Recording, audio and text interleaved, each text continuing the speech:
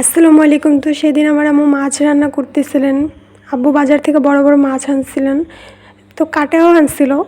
মাছগুলো কাটা আনার পরে আম্মু ধুয়ে ফেলতেছে, না হলে বাসায় এনে আবার কাটাকাটি করা আম্মুর জন্য কষ্ট হয়ে যায়। বড় মাছ তো, বড় মাছ কাটতে আবার একটু ঝামেলা হয়ে যায়। আম্মু বড় মাছ কাটতে পারে সুন্দর করে, কিন্তু তারপরও কাটা আনছে তো ভালো হয়, সুবিধা হইলো আর কি আম্মুর জন্য। আর এদিকে কিন্তু এরপরে ধোয়ার পরে কিন্তু এখানে হলুদ, মরিচ, লবণ পরিমাণ মতো সব কিছু দিয়ে ভালো করে একটু মেখে নিতেছে। ভালো মতো মেখে নিলে তো ওর ভাজার জন্য একটু আর কি ভালো হয়। আর হলুদ মরিচ কিন্তু মাখানো শেষ, এখন ভাজার পালা। তো আম্মু তাওয়ার মধ্যে তেল দিয়ে নিতেছিল, তেলটা গরম হয়ে আসলে দিয়ে দিবে। তো তেলটা কিন্তু প্রায় গরম হয়ে আসছে। মাছের মাথাটা প্রথমে দিয়ে ভেজে নিতেছিল, এক এক করে আর কি সব ভাজতে হবে। এজন্য মাছের বড় পিসগুলো আগে ভেজে নিতেছিল সুবিধার্থে।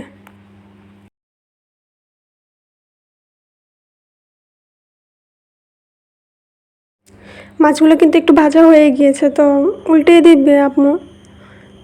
উল্টে একটু তেল আর কি কম হয়ে গেছে, তো তেলও আম্মু বলতেছিল তেল দিয়ে দিই, একটু তেল কম হয়ে গেছে। তো মাছ ভাজতে গেলে তো তেল অনেক লাগেই, একটু পরপর তেল দিলেও তেল হয়ে যায়।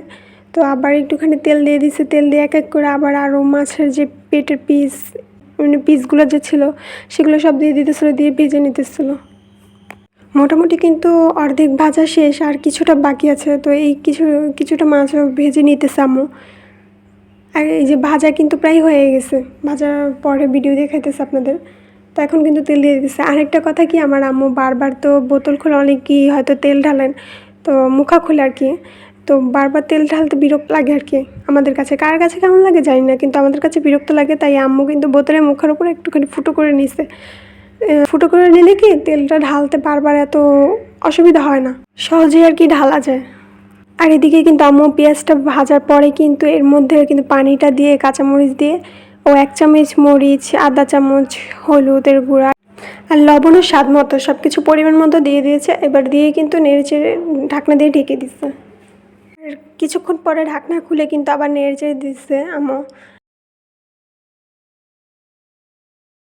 দিয়ে আবার ঢেকে দিতেছিল, কারণ নাহলে কিন্তু আবার মশলা লেগে যায়। এই কারণে আর সামান্য একটু পানিও দিয়েছে। তো ঢাকনা খুলে এরপরে কিন্তু টমেটো, আলু আর বেগুনটা কিন্তু এই সাইজের করে কেটে নিচ্ছে। অন্য সময় সবসময় কিন্তু ছোটো ছোটো আর কি, যেভাবে আর কি কাটে সবাই ওরকম সাইজেরই কাটে। তো আজকে ওদিন আর কি বড় বড়, আজকে না ওদিন আর কি একটু বড় বড় করে গোল গোল করে আম্মু রান্না করতে চেয়েছিল, যে বড় সাইজের করে দিয়ে রান্না করবে। বড় মাছ তো, তো একটু বড় সাইজের গোল বেগুন দিয়ে রান্না করবে, আর ধইনা পাতা দিয়ে দিচ্ছে। এখন কিন্তু একটুখানি নেড়েচেড়ে আবার ঢাকনা দিয়ে ঢেকে দিতে হবে কিছুক্ষণের জন্য। তো আম্মু কিন্তু ঢাকনা দিয়ে ঢেকে দিতেছিল। ঢাকনা খোলার কিছুক্ষণ পরে কিন্তু আবার বলক চলে আসছে। তো আম্মু এখন পানিটা অ্যাড করে দিবে আর কি, ঝোল দিয়ে দিয়েছে শেষবারের মতো। তো যতটুকু আর কি দরকার হয় ঝোল দিয়ে দিয়েছে ভালো মতো আর কি সেদ্ধ হওয়ার জন্য। তো মাছটাও কিন্তু অ্যাড করে দিতেছিল, ভাজা মাছটা যে ভেজে রেখেছিল সেই ভাজা মাছগুলো সব এক এক করে দিয়ে দিতেছিল। সব ভাজা মাছগুলো কিন্তু দেওয়া শেষ। এখন দিয়ে আম্মু একটু হালকা নেড়ে চেড়ে, সাবধানে একটু নাড়তে চাড়তে হবে, না হলে আবার মাছ তো ভেঙে যাবে। তো এটাকে একটু হালকা করে তারপরে আম্মু পানি দিয়ে দিতেছিল, পানি দিয়ে কিন্তু ঢাকনা দিয়ে ঢেকে দিতেছিল। তো কিছুক্ষণ পরে কিন্তু বলক চলে আসছে।